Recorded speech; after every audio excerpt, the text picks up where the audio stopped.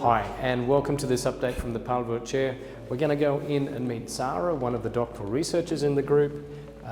Zahra is doing research on a new way of making low carbon steel, and that is using a fluidised bed to fluidize particles, especially fine particles of iron ore, as a direct reduction method.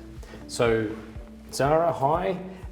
Can you show us a bit of the simulations and explain what you're doing? Yes, this is one of the cases that I'm running for my research project, which is the CFD simulation of hydrogen-based iron ore reduction in fluidized bed. You can see here the riser of the fluidized bed, which is in the pilot scale around 4 meters height and 10 centimeter diameters. You can see now the fluidization of particles, the number of particles. What happens here? So particles came in and hydrogen came from the bottom. Yes, exactly.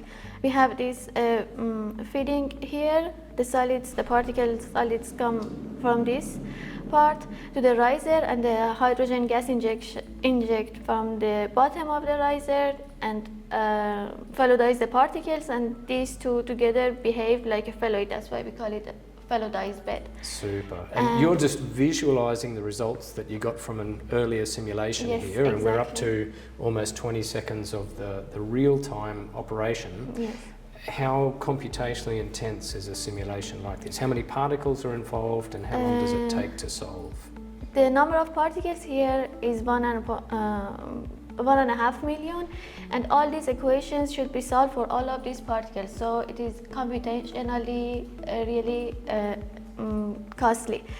So I can run it on my own workstation with 64 CPU cores, also on clusters of the university. In this case, here is Iris cluster. So for people that are watching the video, this machine is physically connected to your workstation under the desk here, and on the left here you've got a terminal that's connected to university HPC facilities, yes. Right? Yeah.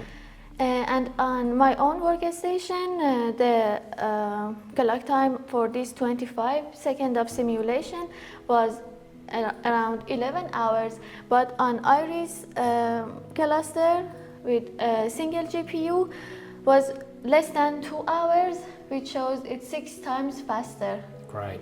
Than my own workstation. So that means in future we could run more simulations on the GPU, more particles, and I guess in the future you want to make the simulations more sophisticated, right? Yes. To use hot fluidization and reacting models. Right. So there's many more exciting things yet to come in your research. Yes.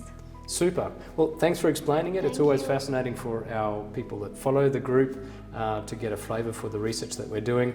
But this is also very exciting for us because we can see what you're capable of doing when you leverage the facilities that we have here at the university.